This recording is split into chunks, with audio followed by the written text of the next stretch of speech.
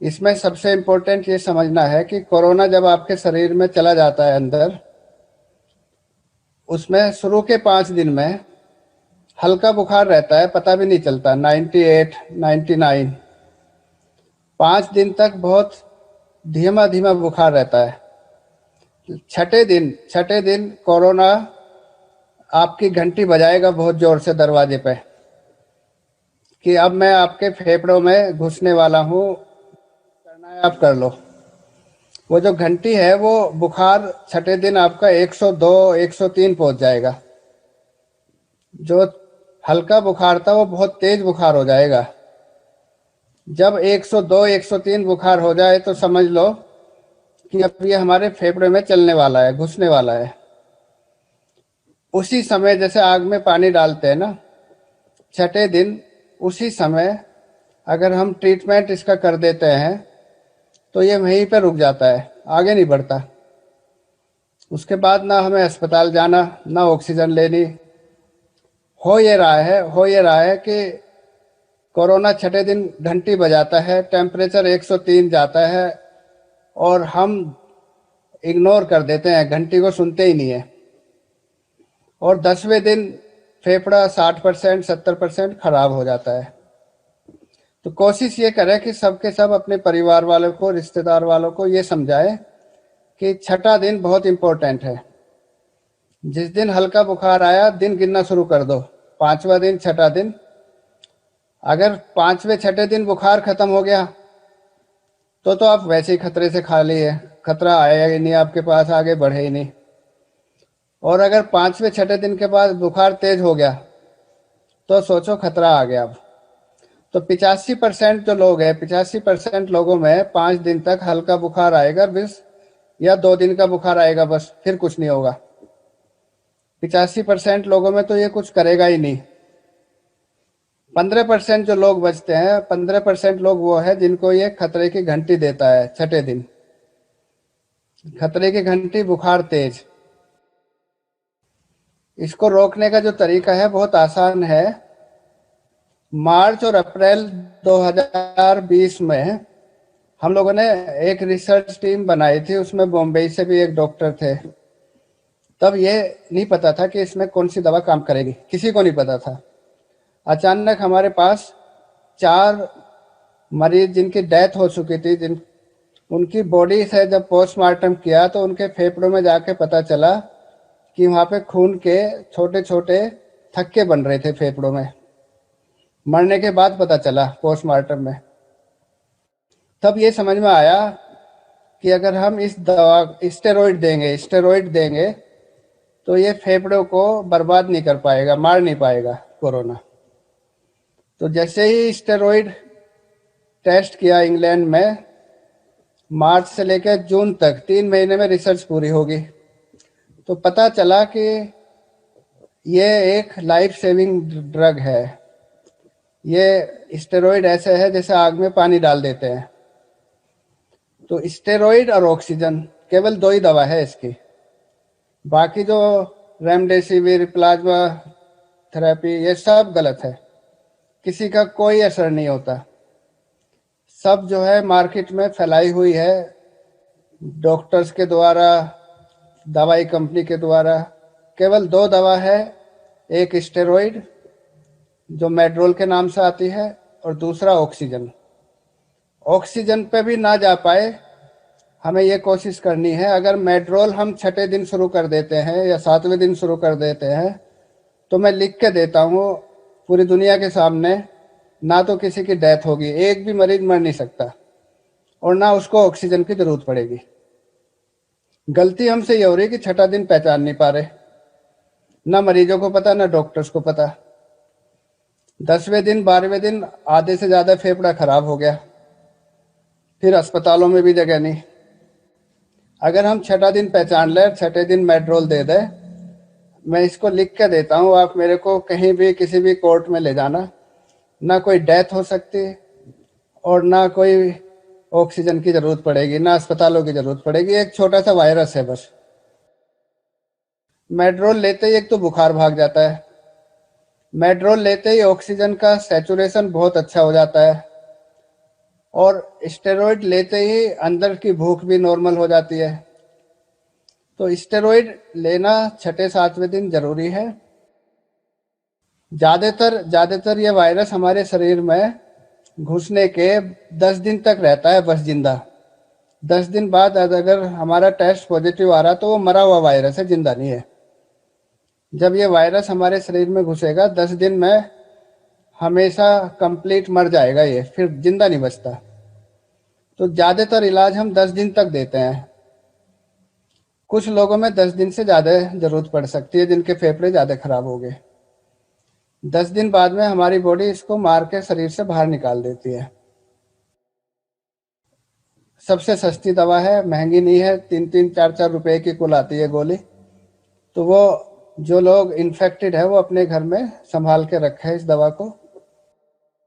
32 milligram तो lowest dose है, 32 milligram lowest है। इससे कम तो ये काम करती नहीं है ज्यादातर।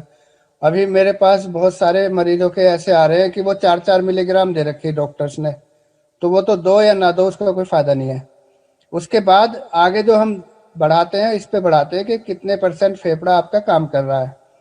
अगर आपका 50% फेफड़ा चला गया, काम नहीं कर रहा, तो हम मेड्रोल को 1 मिलीग्राम से 2 मिलीग्राम पर केजी बॉडी वेट, 100 किलोग्राम का आदमी है तो उसको 200 मिलीग्राम तक जा सकते हैं आराम से।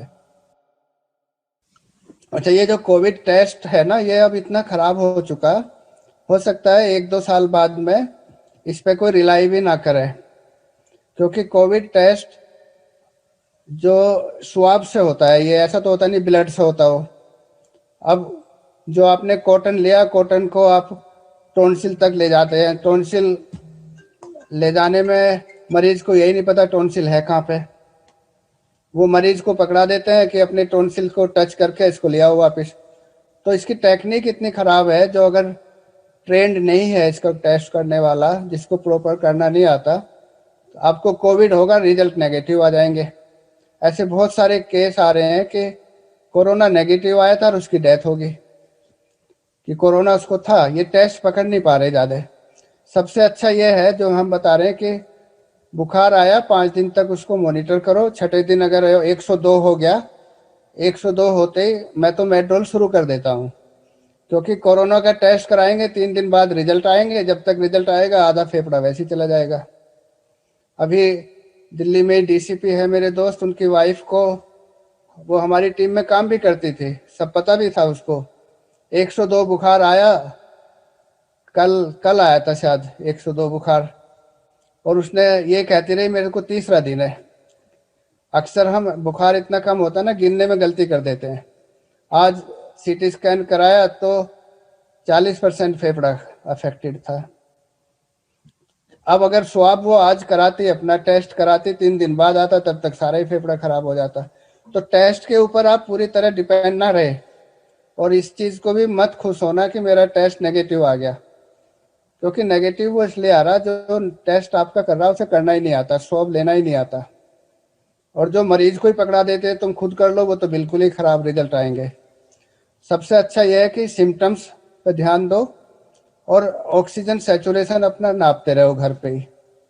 5 दिन से ज्यादा सिम्टम्स जा रहे हैं तो एकदम से ले लो मेड्रोल। 5 दिन से सिम्टम्स आगे बढ़े, मेड्रोल ले लो। सबसे बढ़िया टेस्ट है इसका HRCT, सीटी स्कैन। तो हम और पब्बी भाई बहुत लोगों के करा चुके हैं, उसमें सारी पिक्चर सामने आ जाती है। लेकिन HRCT अगर शुरू के 5 दिन में कराया तो कुछ नहीं पकड़ में आएगा, क्योंकि तब तक वो फेफड़े में गया ही नहीं है। छठे दिन ये फेफड़े में जाता है। तो HRCT जब भी कराओ, छठे सातवें दिन कराओ।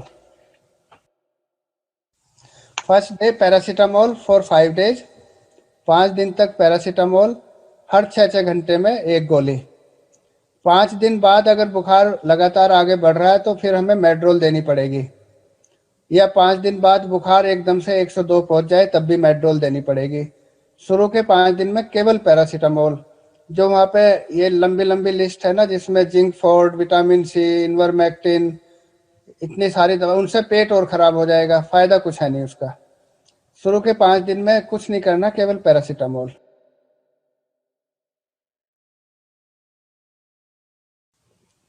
कोरोना और शुगर दोनों एक दूसरे के दुश्मन है। शुगर बढ़ेगी तो कोरोना बहुत तेजी से बढ़ेगा। तो जैसे ही आपको हल्का कोरोना हो जाए, आप सबसे पहले काम ये करें, अपनी डाइट में से शुगर निकाल दें। चावल बंद, चपाती बंद, आलू बंद, शुगर बंद, चाय भी बिना शुगर के। 10 दिन तक बिल्कुल शुगर के हाथ ना लगाए। शुगर बढ़ेगी तो कोरोना बढ़ेगा। जिनको शुगर है उनकी शुगर की दवा जब तक ये इलाज चलेगा बढ़ानी पड़ेगी। अगर वो 1 गोली खा रहे तो हो सकता है उन्हें 2 गोली देनी पड़े बस। जब इलाज खत्म हो जाएगा शुगर वापस वहीं आ जाएगी जहां पहले थी। तो शुगर वाले को इतना जरूर ध्यान रखना है कि शुगर की दवा बढ़ानी पड़ेगी। जिनको ब्लड प्रेशर है, इसमें ब्लड प्रेशर थोड़ा बढ़ सकता है, तो ब्लड प्रेशर की दवा बहुत थोड़ी सी बढ़ानी पड़ती है बस। तो ओवरऑल जो इलाज है वो 10 दिन से लेकर 2 हफ्ते होगा ज्यादा से ज्यादा। छठे दिन में जिसका इलाज हो जाएगा वो खतरे से खाली, उसको खतरा नहीं आएगा बिल्कुल भी। जो जितना देर से आएगा, जो जितना लेट आएगा, उसका खतरा उतना ही ज्यादा है। जो इसके सिम्टम्स है 90% लोगों में होंगे सिम्टम्स। फीवर होगा हल्का, गले में खराश हो सकती है, उसके साथ में शरीर में दर्द हो सकता है और टेस्ट चला जा सकता है। कुछ लोगों में जो टेस्ट होता है ना खाने का, वही नहीं पता चलता। कुछ लोगों में स्मेल नहीं पता चलेगी। ये सिम्टम्स ज़्यादातर है। और बच्चों में जो 20 साल से कम है, 17 साल से कम है, उनमें डायरिया होगा, पेट में उल्टियाँ होगी और स्किन के ऊपर रैश आ जाएंगे, लाल लाल धब्बे आ जाएंगे स्किन पे। और बच्चों में हेडेक बहुत होगा। तो बच्चों के सिम्टम्स अलग है, बड़ों के अलग है। बड़ों में बुखार और गले में खराश, सोर थ्रोट, उसके साथ साथ शरीर में टूटापन, कमजोरी, हेडेक ये सिम्टम्स है बड़ों के। लेकिन बड़ों में 2 चीज़ें कई बार मिल जाती है कि स्वाद, टेस्ट चला जाता है या स्मेल चली जाती है। हाँ, जब आपको कोरोना हो जाए सबसे पहले तो आप अपनी चपाती बंद कर दो, पोटैटो बंद कर दो, चावल बंद कर दो, चाय में चीनी बंद कर दो और सूप लो। ज़्यादातर सूप लो, नारियल का पानी लो, जूस लो और नट्स खाओ। जैसे नट्स में मूंगफली है, बादाम है, इस तरह की चीज़ें। पालक का साग। सबसे इम्पोर्टेंट 3 चीज़ें याद रखो। एक तो इनहेलर यूज करना जो मैं बता रहा हूँ। दूसरा ये कि आधे घंटे एक्सरसाइज, जो आप जिंक फोर्ट कह रहे हैं, विटामिन सी, उनसे अच्छा है कि आधे घंटे एक्सरसाइज, चाहे वॉक कर लो आधे घंटे डेली। वो आपके इम्यूनिटी को पावरफुल रखेगा। और जो इनहेलर लेंगे वो आपके फेफड़ों को पावरफुल रखेगा। घुसता है ये फेफड़ों के थ्रू, तो फेफड़े भी पावरफुल है और आपका शरीर भी पावरफुल है। दोनों चीज़ें बहुत ही आसान है रोकने के लिए आगे से।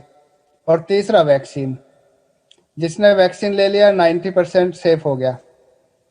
और जो डेली आधे घंटे एक्सरसाइज कर रहा है वो 95% सेफ हो गया। जो इनहेलर भी ले लेता है, और दिल्ली में तो खासकर जितना पोल्यूशन है, तो उसके फेफड़े भी पावरफुल रहेंगे। ये तीनों चीजें कर ले तो ये रोकथाम का है इसका। और डबल मास्क लगा के निकलें घर से। डबल मास्क, एक अकेला मास्क लगाओगे तो 60% प्रोटेक्शन है, 2 लगाओगे तो 94% प्रोटेक्शन है।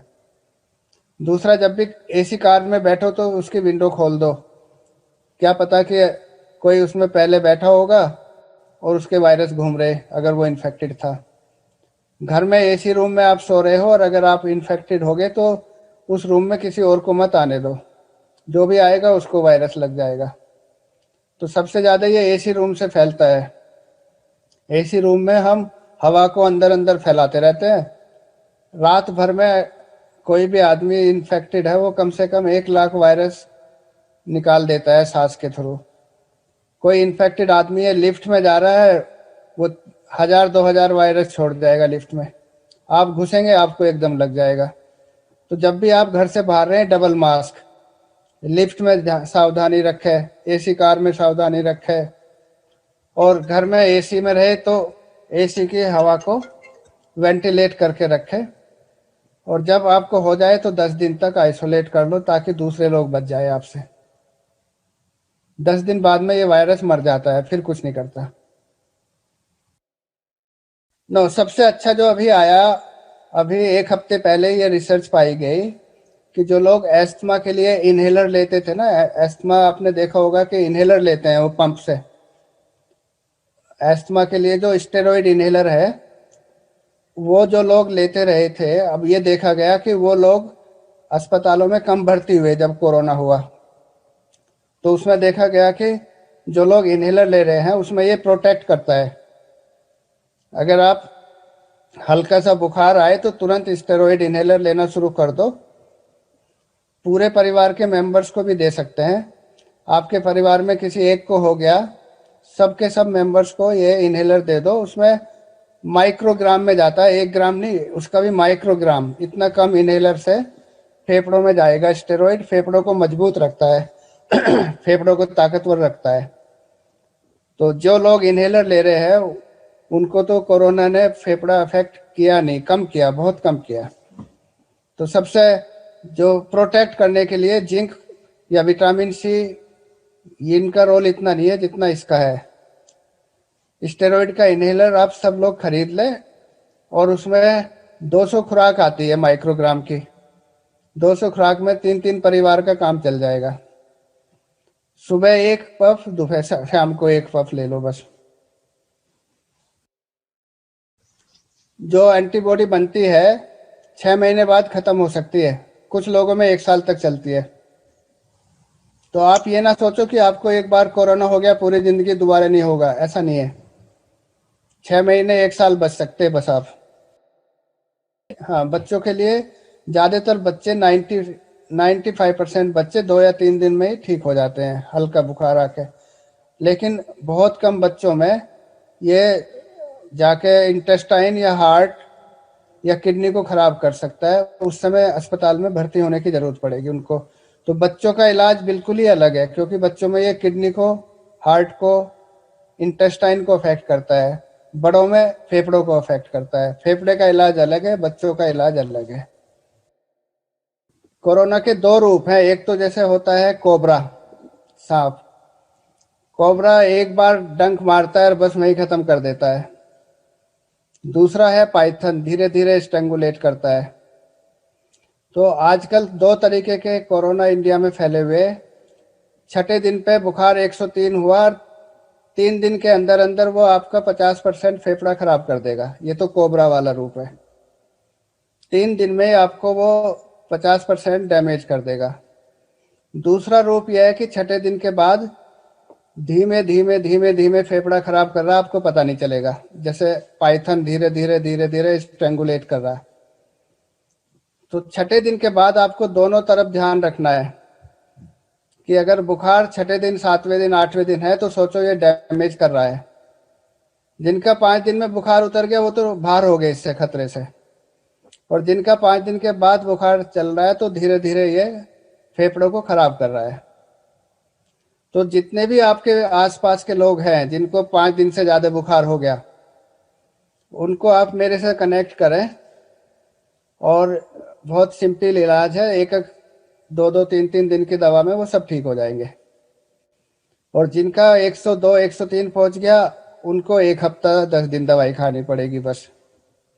तो 2 रूप समझ लें, एक रूप है पाइथन वाला, एक रूप है कोबरा वाला। कोबरा वाला जो रूप है वो खतरनाक है, उसमें 1 दिन की देरी ना करें। 1 दिन की भी देर हो जाएगी, उसको 5वें 6ठे दिन पे ही हमें रोक देना है। इसमें जो सवाल ये है कि इतनी सारी डेथ क्यों हो रही, क्योंकि मरीजों को ये पता ही नहीं है कि हमारा दिन कौन सा है। मरीजों को ये पता ही नहीं कि हमारे फेफड़ों में पहुंच गया नहीं पहुंच गया। मरीजों को ये पता ही नहीं है कि फेफड़ों में पहुंच गया तो कितना फेफड़ा खराब हो गया हमारा। मरीजों को ये पता ही नहीं है कि दवा कौन सी लेनी है। सारे के सारे डॉक्टर्स ने 15-15 लिस्ट बना दी दवाइयों की, और वो दवाइयाँ एक डॉक्टर दूसरे को कट एंड पेस्ट चल रहा। वो नर्सों को पकड़ा देते हैं, डॉक्टर मरीज के पास भी नहीं आता, टेलीफोन किया, नर्स ने वो दवाई दे दी। अब उनमें एक भी दवा काम की नहीं है, उनसे पेट और खराब हो रहा है, किडनी खराब हो रही, तो इसमें क्या हो गया कि अंधविश्वास सबसे तेजी से फैलता है। अंधविश्वास में ये रेमडेसिविर जो है दुनिया में बंद है दवा, डब्ल्यूएचओ ने कह दिया इसको नहीं दे सकते, लिख के दे दिया सितंबर 2020 में। और हमारे इंडिया में इसका 1-1 लाख में ब्लैक हो रही, जिसका कोई फायदा नहीं है। तो अंधविश्वास ज्यादा तेजी से फैलता है, और अंधविश्वास ने हमारे जो है ना वन थर्ड बीमारी को बढ़ा दिया। इतने मरीज अस्पतालों में ना होते अगर ये अंधविश्वास ना होता। अब 2-3 दिन से मैंने देखा कि डॉक्टर्स की टीम सब आके अखबारों में बता रहे हैं कि भाई ये रेमडेसिविर का कोई फायदा नहीं है। लेकिन अब अंधविश्वास इतना फैल गया, उसको दूर करने में बहुत मेहनत करनी पड़ेगी। इसमें जो कोविशील्ड है, कोविशील्ड में फायदा यह है कि इसको जो टेस्ट किया गया है वो हर तरह के इंसान में किया, अफ्रीका में भी, यूरोप में भी, अमेरिका में भी, इंडिया में भी। तो वो हर तरह के इंसान में जब टेस्ट कर लेते हैं ये पता चल जाता है कि सब में इफेक्टिव है और सब में कोई साइड इफेक्ट नहीं है। जो हमारी कोवैक्स है, कोवैक्स इंडिया में टेस्ट हुई है केवल अभी तक, बाहर के देशों में अभी टेस्ट नहीं हुई है, लेकिन इंडिया में ही हमें यूज करना है इसका, तो उसमें कोई बुराई नहीं है। टेस्ट कर ली हमने, यहाँ पे काम कर रही है अच्छी तरीके से। तीसरी जो वैक्सीन है ये रशिया वाली आ रही है, वो इन दोनों से भी अच्छी है एक चीज में कि उसमें पहली डोज दे रहे हैं दूसरी डोज दे रहे हैं दूसरी, तो उससे क्या है कि आपका ना एंटीबॉडी लेवल भी ज्यादा होता है और ब्रॉड होता है। तो तीनों ही वैक्सीन जिसको जो मिल जाए तुरंत ले लो। मेरे को जो लगता है इनमें तीनों में ज्यादा अंतर नहीं है बहुत ज्यादा, लेकिन रशिया वाली वैक्सीन का हो सकता है आने वाले समय में इसका एक रूप ऐसा आ जाए कि 1 साल बाद फिर एक इंजेक्शन ले लो, 2 साल के लिए आप इम्यून हो गए। तो इसका ये रूप निकल के आ रहा है। बस वैक्सीन जिसको जो मिल जाए तुरंत ले लेना, वैक्सीन में देर मत करना, ये सबसे बड़ी इम्पोर्टेंट चीज है। अगर वैक्सीन के बाद आपको होगा, बहुत हल्का होगा, बहुत ही हल्का होगा। वैक्सीन तो आप जैसे ही मिले तुरंत ले लो, देर मत करो। 45 दिन बाद पहले इंजेक्शन के, पहली डोज के और दूसरी डोज लगना, टोटल मिला के 45 दिन इम्यूनिटी पूरी हो जाएगी। पहली डोज के बाद सोचो कि आपको 20% 30% इम्यूनिटी बढ़ेगी। दूसरी डोज के बाद में 80 से 90% बढ़ जाएगी। तो आज अगर आपको दूसरी डोज आज लगी है तो आज के 10 दिन बाद पूरी तरह आप इम्यून हो जाएंगे। पहली डोज आपको लगी, दूसरी लगी 4 हफ्ते बाद, 4 हफ्ते के 10 दिन बाद जाके पूरी तरह इम्यून हो जाएंगे।